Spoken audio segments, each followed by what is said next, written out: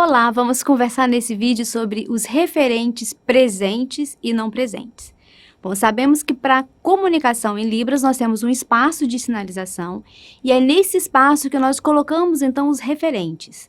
Sabemos que esses referentes podem estar presentes ou não no discurso. Eu posso estar conversando com algumas pessoas localizadas nesse espaço ou posso estar simplesmente referindo-me a alguém que não se encontra presente no momento da conversa.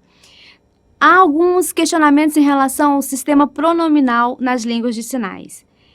Alguns pesquisadores consideram que há apenas o pronome de primeira pessoa, que é eu ou nós, e os demais são referências deíticas, não são considerados pronomes. Mas outros pesquisadores dizem que não há uma categoria pronominal, tudo é referência deítica. Falam sobre isso no discurso, tudo relacionado à deixe, à apontação, porque eu sei que, assim, eu refiro a mim, você, ele. Então, por ser essa referência deítica, alguns consideram que não há pronomes, enquanto outros consideram que existem esses da primeira pessoa, como eu falei anteriormente. Mas o fato é, a pesquisa em relação às línguas de sinais, a gramática dessa língua, é muito recente. No Brasil, então, é mais recente ainda. Então, é importante que mais pessoas pesquisem, contestem, comprovem em relação a tudo na gramática da língua de sinais. Então, pensando nas pessoas do discurso, quando eu estou com os referentes presentes, eu, você, aí tem outras pessoas que são colocadas aqui no meu espaço de sinalização. Eu preciso sempre situar todas as pessoas que eu estou conversando ali, porque elas estão presentes no discurso. E quando eu estou conversando com você, estou falando de uma pessoa que está à minha direita, vamos nomear aqui, essa aqui é a Ana, e aqui nós temos o João. Então, eu estou conversando com você e eu quero falar da Ana, que a Ana é muito inteligente, que a Ana é muito bonita. Então, eu vou apontar em direção a ela, referindo-me a essa pessoa que eu coloquei aqui, que é a Ana. Se eu quero falar do João, eu vou apontar na direção onde eu coloquei o João.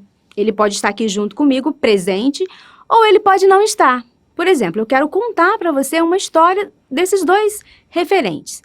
Aí, posicionei aqui a Ana, posicionei o João, e eu quero dizer para você que a Ana, ela viajou, e o João ficou triste. Então, quando eu apontar aqui, eu estou referindo a essa pessoa. Mas é importante sempre a gente tomar cuidado com essa questão do referente no espaço. Se eu coloquei a Ana do lado direito, sempre que eu me referir a ela, eu preciso apontar para o lado direito, para não ter confusão no meu discurso. Quando eu quiser falar algo em relação a Ana e apontar para ali, a pessoa não vai entender porque eu estou referindo agora ao João. E como essa questão da visualidade, porque a Libras é uma língua visual, então, no espaço, eu coloco aqui os meus referentes e é importante que eu tenha, no máximo, 4 pontos de referência para não ficar também confuso, para não provocar ambiguidades, confusão e interferência, ruído nesse discurso. Então, é importante a gente saber exatamente onde eu posiciono as pessoas que eu estou falando delas, os referentes. Podem não ser pessoas, podem ser objetos, depende do discurso que eu estou proferindo. Bom, na língua de sinais também, a gente consegue resolver melhor situações que há ambiguidade. Por exemplo, na língua portuguesa, eu posso falar assim, Carlos disse a André que sua irmã viajou. E aí, a irmã de quem viajou? A irmã do Carlos ou a irmã do André? Então, essa frase na língua portuguesa, ela dá margem a você ficar em dúvida. Quem viajou? A sua irmã viajou, mas a irmã de quem? Do Carlos, a irmã do André? Se eu sinalizo isso na língua de sinais, eu vou posicionar no espaço os referentes. Eu vou colocar o Carlos, vou colocar o André no meu espaço. E aqui, o Carlos disse ao André, quem viajou? Que é a irmã dele. Se eu apontei para cá, é a irmã de quem? Do Carlos, porque aqui eu coloquei o Carlos. Se eu falar que a irmã dele viajou, é a irmã do André. Então, quando eu posiciono muito bem os referentes no espaço, eu marco essa questão do referente ali, eu evito esse tipo de ambiguidade. né? No caso, essa frase na língua portuguesa, você fica em dúvida de fato quem foi que viajou.